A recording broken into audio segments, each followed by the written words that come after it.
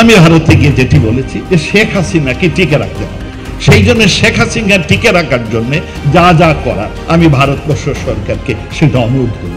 নরেন্দ্র মোদী নিজেকে রক্ষা করতে যুক্তরাষ্ট্র যাচ্ছেন।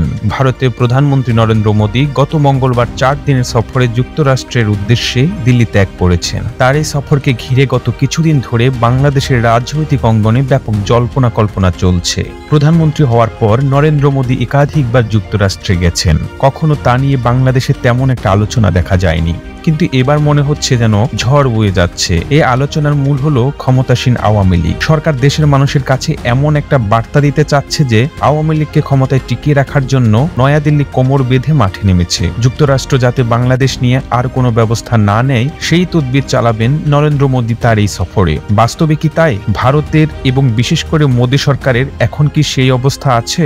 সংশ্লিষ্ট কূটনৈতিক সূত্রগুলো বলছে ভারতের মোদী সরকার নিজেরা এমনিতেই অনেক বিপাকে আছে। পশ্চিমা দেশগুলো বিশেষ করে যুক্তরাষ্ট্র তলে তলে ভারতের আসন্ন জাতীয় নির্বাচনে বিজেপিকে ক্ষমতাচ্যুত করার অব্যর্থ ছক এঁকেছে। এর নানান আলামত ইতিমধ্যে ফুটে উঠেছে। অন্যদিকে যুক্তরাষ্ট্র ইতিমধ্যে বাংলাদেশ ইস্যুতে অনেকটা এগিয়ে গেছে। আওয়ামী লীগ সরকারের সঙ্গে যুক্তরাষ্ট্রের সম্পর্কের চরম অবনতি ঘটেছে সাম্প্রতিক সময়ে। পরিস্থিতি এমন দাঁড়িয়েছে যে কোনো প্রক্রিয়াই হোক বাংলাদেশে একটা পরিবর্তন দেখতে চায় তারা। এর আগে এক বক্তৃতায় পররাষ্ট্রমন্ত্রী ডক্টর এম এ মোমেন বলেছিলেন শেখ হাসিনার সরকারকে টিকিয়ে রাখতে ভারতকে অনুরোধ করেছেন তিনি। তার এই বক্তৃতায় নিয়ে ব্যাপক তোলপাড় বয়ে গিয়েছিল। সম্প্রতি ঢাকায় সফরকালে ভারতের পররাষ্ট্র সচিব বিনয়া খাট্রা সাক্ষাৎ করেন প্রধানমন্ত্রী শেখ হাসিনার সঙ্গে। ওই সাক্ষাতে বিনয় খাট্রা নাকি বলেছেন শেখ হাসিনার প্রতি ভারতের পূর্ণ সমর্থন আছে। প্রধানমন্ত্রীর কার্যালয়ে স্পিচ রাইটার নজরুল ইসলাম সাংবাদিকদের ব্রিফিংকালে এই কথা জানান। যদিও বিনয় খাট্রা বা নয়াদিল্লির পক্ষ থেকে এই বিষয়ে কিছুই বলা হয়নি। সর্বশেষ গত 14 জুন নয়াদিল্লিতে যুক্তরাষ্ট্র ও ভারতের জাতীয় নিরাপত্তা উপদেষ্টার বৈঠকের বিষয়বস্তু নিয়েও একরকমের ধোঁয়াশা তৈরি করা হয়েছে।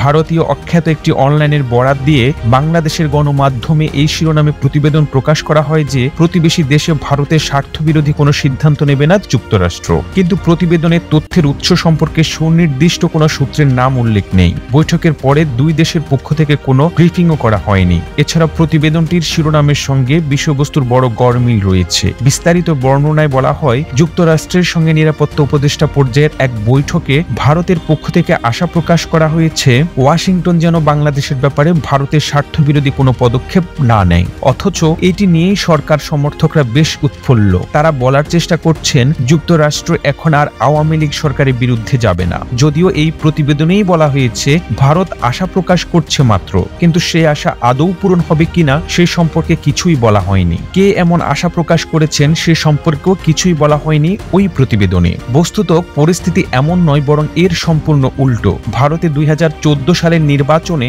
নরেন্দ্র মোদীর নেতৃত্বাধীন বিজেপি সরকার গঠনের পেছনে যুক্তরাষ্ট্র সহ পশ্চিমা দেশগুলোর অকুণ্ঠ সহযোগিতা ছিল। এমনকি তারপরেও বিভিন্ন ইস্যুতে তারা বিজেপি সরকারকে বরাবর সমর্থন ও সহযোগিতা দিয়ে এসেছে। বাংলাদেশ ইস্যুতে বলা হতো ভারতের চোখ দিয়ে বাংলাদেশকে দেখে যুক্তরাষ্ট্র, কিন্তু এর বিপরীতে বিজেপি বা নরেন্দ্র মোদী যুক্তরাষ্ট্রের সঙ্গে মোটেই ভালো আচরণ করেননি। ইউক্রেন যুদ্ধ সহ বিভিন্ন গুরুত্বপূর্ণ ইস্যুতে যুক্তরাষ্ট্রের ইচ্ছের বাইরে কাজ করেছে ভারত। মিয়ানমার এবং বাংলাদেশ ইস্যুতে সরাসরি যুক্তরাষ্ট্রের বিরুদ্ধেই অবস্থান নিয়েছে। যুক্তরাষ্ট্র যাতে এই অঞ্চলে মোটেই ভিড়তে না পারে সে ব্যাপারে সতর্ক দৃষ্টি রেখেছে নরেন্দ্র মোদী সরকার। আর এই পরিণতিতে যুক্তরাষ্ট্র এখন অত্যন্ত ক্ষেপে গেছে মোদী সরকারের উপর। বিজেপিকে ক্ষমতা থেকে উৎখাতের ছক এঁকেছে। আদানি কেলেঙ্কারি, গুজরাট দাঙ্গার প্রামাণ্য তথ্যচিত্র প্রকাশ, এ সবই যে যুক্তরাষ্ট্রের ইঙ্গিতে ঘটছে তা আর বলার অপেক্ষা রাখে না। এখন কাজ চলছে বিজেপি বিরোধীদের ঐক্য গড়ার। ইতিমধ্যে এ কাজ অনেকটা এগিয়েও গেছে। 2024 সালের নির্বাচন আয়োজনের আগেই তা চূড়ান্ত রূপ লাভ করবে। চরম বিরোধী সোনিয়া মমতা পর্যন্ত এখন বিজেপির বিরুদ্ধে একাট্টা হয়েছে। এগুলো সবই যুক্তরাষ্ট্রের কৌশল বলে মনে করা হচ্ছে। বাংলাদেশ ইস্যুতে যুক্তরাষ্ট্র এখন এক পায়ে দাঁড়িয়ে। তারা যেসব পদক্ষেপ নিচ্ছে এগুলোর এক একটি আওয়ামী লীগ সরকারকে হটানোর জন্য যথেষ্ট। তারপরও তারা আরো পদক্ষেপ নেবে বলে আভাস পাওয়া যাচ্ছে। Section 212A3C, known as 3C, of the Immigration and Nationality Act to support Bangladesh's goal of অর্থাৎ সার্বিকভাবে এখন বাংলাদেশের রাজনৈতিক পরিবর্তন অনেকটা অবশ্যম্ভাবী হয়ে দেখা দিয়েছে মনে করছেন বিশ্লেষকরা। নরেন্দ্র মোদী ইতিপূর্বে একাধিকবার যুক্তরাষ্ট্র গেছেন। প্রেসিডেন্ট বারাক ওবামা এবং ট্রাম্প উভয়ের আমলেই তিনি সেখানে গেছেন, তবে সেগুলো ছিল তার ব্যক্তিগত সফর। এই প্রথম তিনি সরকারি সফরে যাচ্ছেন, যুক্তরাষ্ট্রেই আমন্ত্রণ করে নিয়ে যাচ্ছে। বাংলাদেশ নিয়ে যুক্তরাষ্ট্র এখন যেসব করছে বা যে সরকার এখানে বসাতে চাইছে তাতে যাতে বাধা দেয়া না হয় সেইটি বলা হবে নরেন্দ্র মোদীকে। তাছাড়া ড্রোন, যুদ্ধ বিমান বিক্রি সহ আরো কয়েক ইস্যুতে আলোচনা হবে। কূটনৈতিক সূত্র মতে এর বিপরীতে নরেন্দ্র মোদীর চাওয়া থাকবে নিজের গদি রক্ষা করা এবং বাংলাদেশের আগামী সরকারে নিজেদের অংশীদারিত্ব নিশ্চিত করা। বর্তমান প্রেক্ষাপটে ভারত বুঝে গেছে বাংলাদেশ ইস্যুতে যুক্তরাষ্ট্রকে ঠেকিয়ে রাখা আর সম্ভব হচ্ছে না। সেই চেষ্টা করতে গেলে বরং পরিস্থিতি পুরোটাই নিজেদের নিয়ন্ত্রণের বাইরে চলে যেতে পারে। তাই যুক্তরাষ্ট্রের সঙ্গে সম্পর্ক রেখেই বাংলাদেশের এই পরিবর্তনে শরিক হতে চায় নরেন্দ্র মোদীর ভারত, যাতে নিজেদের প্রভাব অন্তত কিছুটা বজায় থাকে। এই প্রতিবেদন তৈরিতে তথ্যপাত্রে সাহায্য নেওয়া হয়েছে শীর্ষ নিউজের ভিডিও প্রতিবেদন থেকে। আপনি এতক্ষণ সঙ্গে ছিলেন বিশ্ব বাংলার। এভাবে সঙ্গে থাকুন, আমরা তো ফিরছি নতুন নতুন প্রতিবেদন নিয়ে।